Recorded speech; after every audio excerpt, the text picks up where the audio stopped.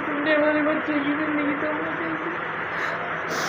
हम तुम्हें अब कभी माफ नहीं करेंगे। हम लानत देते तुमने जिन्हें उनको।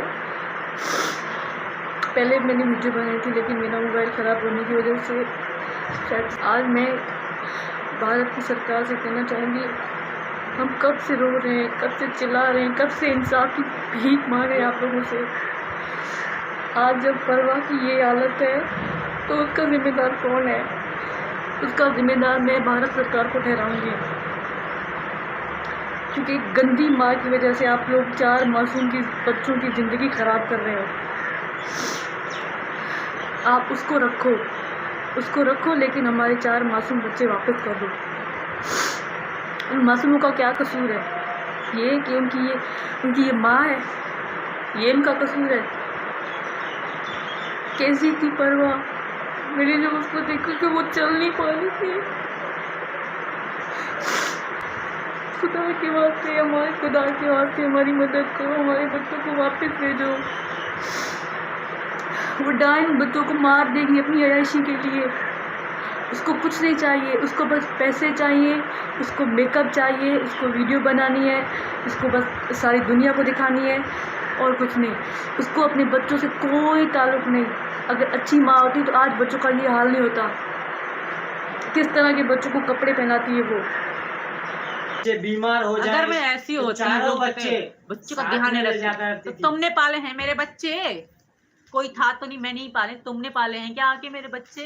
तुमने बड़े किए हैं इतने, तुमने रोटी खिलाई है, तुमने रोटी बनाई है।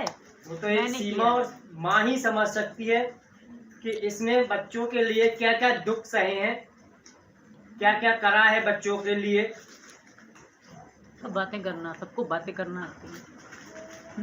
इसे ही पता है ना, अगर एक बच्चा बीमार होता था तो चारों बच्चे साथ में जाते थे। क्यों जाते थे? क्योंकि बच्चे छोटे थे, घर पे कोई नहीं, और घर पे कोई नहीं होता था तो बच्चों को लगता था डर, तो बच्चों को साथ ले जाना पड़ता था। तो मुझे भी इस चीज का दुख होता था। मैंने कि यार एक बेबस लाचार हमारे बच्चों का तमाशा मत बनाओ। उनका कोई नहीं है।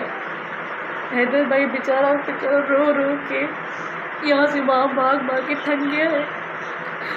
हम थक गए, हम पे रहम करो। सबको पता है, इन सबको जो भी मेरे लिए पाकिस्तान के लोग, मेरी बहन तो पहले बात आई नहीं है, उनको पता है मेरे पे क्या बीती, मैं किस तरह तड़पी, किस तरह रोई, किस तरह तकलीफ झेली है। वो उनको पता है, उनको पता है। मेरी वो जो चीखें या रोने की तकलीफ की आवाज़ें उन तक पहुंचती थी, बट किसी ने भी 2 कदम नहीं बढ़ाए मेरे पास। किसी ने भी नहीं बढ़ाए। क्यों नहीं बढ़ाए? बढ़ाने चाहिए थे ना। अगर मैं उनको इतनी प्यारी थी, यहाँ बच्चे इतने प्यारे थे ना, 2 कदम बढ़ाते तो सही। किसी ने नहीं बढ़ाया। आज दावा करते हैं कि हम इतना प्यार करते, ये गिरी हुई है, ये गंदी है। क्यों? तब तुम कहाँ थे जब मैं अच्छी थी? चलो मानती हूँ अब मैं गंदी हूँ। जब मैं अच्छी थी तब तुम कहाँ थे? मौज पूरे हो रहे थे तब कहाँ थे तुम लोग? अपने शौक मौज पूरे हो रहे थे तब। तकलीफ जितनी मैंने झेली है ना उस पाकिस्तान में, वो सोच से भी बदतर। आप लोग सोच भी नहीं सकते कि मैं किस तरह से मैंने हैंडल किए थे कुछ महीने जब मेरे पूरी डेथ था।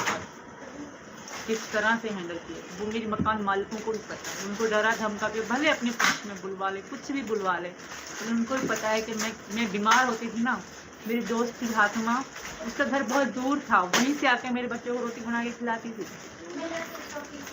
क्यों? तब कहाँ थे सब लोग? कहाँ थे हैदर को? अब पीड़ा हो रही है उसको। तब कहाँ था उसका परिवार? कहाँ थी उसकी माँ, उसकी भाभियाँ, उसका खानदान कहाँ था? क्यों नहीं आया एक बार भी? क्यों नहीं पूछा एक बार भी कि सीमा बच्चों ने खाना तो खाया है? क्यों नहीं पूछा? कोई नहीं समझ सकता किसी तकलीफ। और मैं फर्स्ट डे से कहती आई हूँ मैं पाकिस्तान नहीं जाऊँगी। क्यों कहती आई हूँ? क्योंकि मुझे पता है ना मेरा भविष्य ना मेरे बच्चों का भविष्य है। मेरे साथ हुआ था कल इनके साथ हो जाता। तकलीफ, दर्द, दुख हमसे बेहतर कौन कहता है? बोल तो देते हैं ऐसी है बांदरी है, फलानी है, भगोड़ी है, ये है, क्यों बनी? कोई बात होगी ना इसके पीछे? मजबूर, बेबस, लाचार। इतनी हिम्मत एक गांव की मिडिल क्लास औरत में कैसे आ गई इतना बड़ा कदम उठाने? किसी ने सोचा? नहीं सोचा। हिम्मत आई, दुख, आदमी के साथ तकलीफ, इतना कभी नहीं झेल करना चाहिए, झेल के जितने झेल तक- झेल जितना तुम लोगों ने इस एक सीमा औरत के के साथ साथ और किया। सीमा के बच्चों एक के साथ अगर कोई किया है। आदमी होता ना, वो भी, अगर मैं अकेली होती ना, मैं मर जाती। मैं यहाँ कभी नहीं आती, सुसाइड खुद कुछ ही कर लेती। पर मेरे पीछे मेरे 4 बच्चे थे। अगर मैं रोती थी ना तो ये चारों मुझे लिए पड़ जाते थे, ये मेरे साथ रोना शुरू करते थे। तब कहाँ थी उनकी इंसानियत? वो तो शुक्र है तब कहाँ थी ही- कि मेरे बच्चे तकलीफ में हैं, बच्चे तकलीफ में है, सीमा तकलीफ में, तब कहाँ थे? तब क्यों नहीं तकलीफ देखी उनको हमारी? कि जब हम रात को हम गांव से अकेले निकाले गए, तब क्यों नहीं दिखी कि कहीं कुछ भी हो सकते? औरतें, मासूम बच्चे हैं, बुढ़ी तो थी नहीं, थी तो यंगी, मासूम बच्चे मेरे साथ थे। कुछ भी हो, पाकिस्तान वो दरिंदा देश है, औरतों का निकलना बिल्कुल ही दुश्वार होता है। तो रास्ता क्यों नहीं भी सोचा ऐसा तब? है, वहाँ का रास्ता भी रात ऐसा का है। सफर अकेले किया, तब और क्यों नहीं खबर। सोचा कि ये औरत है, इसके मासूम बच्चे हैं, तकलीफ होगी, कहाँ जाएंगे? तब क्यों नहीं सोचा? आज क्यों सोचते हैं? क्यों नहीं समझते? जो 2 से 3 लोग जो हिंदुस्तान की भी उनकी सपोर्ट कर रहे, वो क्यों नहीं सोचते? तब चलो मानती हूँ, हैदर कमाने गया था, बेचारा गरीब था, वो कमाने गया था हमारी खातिर, परिवार तो था उसका, खानदान था उसका। जब किसी औरत का एक सहारा हो, एक बाप मरता है तो वो टूट जाते। बाप का रिश्ता बहुत बड़ा होता है। जब मेरे बाप की डेथ हुई ना, वो समय में पागल थी। वो समय मेरे लिए ऐसा था कि मैं सोच नहीं पाती थी मैं क्या करूँगी। मैं पूरी रात अबू बुलाया करती थी, मतलब मेरा दम घुटता था बाप को याद कर करके। तब क्यों कोई मेरे पास नहीं आया?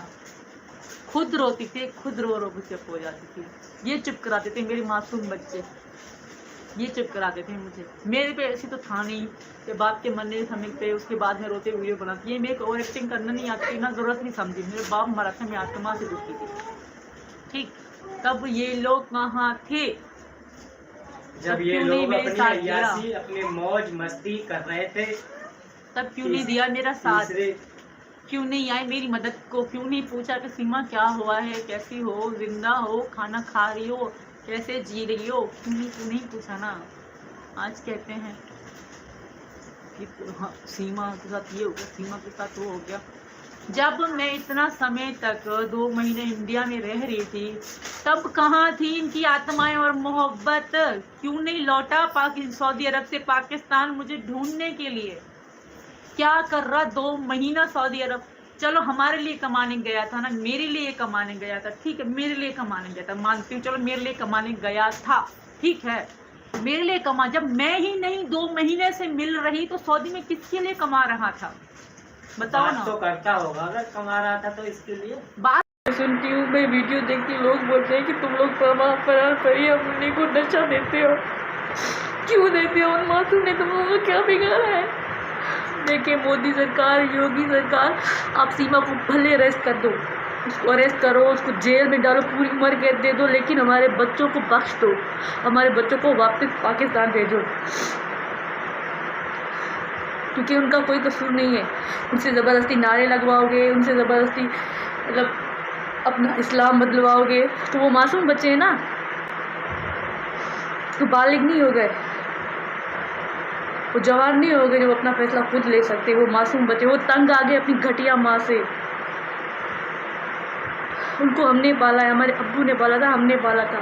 हमारे अब्बू के जाते उस डाय ने अपना रंग दिखा दिया। बख्श दो हमारे बच्चों को, बख्श दो खुदारा, बख्श दो, हमें इंसाफ दो, हमें इंसाफ दो, हमारे बच्चों को बख्श दो। मैं भारत सरकार और योगी से और मोदी जी से ये हाथ जोड़ के बोलती हूँ कि हमारे बच्चों को डिपोर्ट करो, उनकी जान को खतरा है वहाँ। वो उनकी माँ नहीं, डायन है, डायन। वो अब डायन बन गई अपने लिए, उसको बस मेकअप चाहिए, ऐशो आराम चाहिए, वो कुछ नहीं चाहिए। वो अपने बच्चों की दुश्मन बन गई है।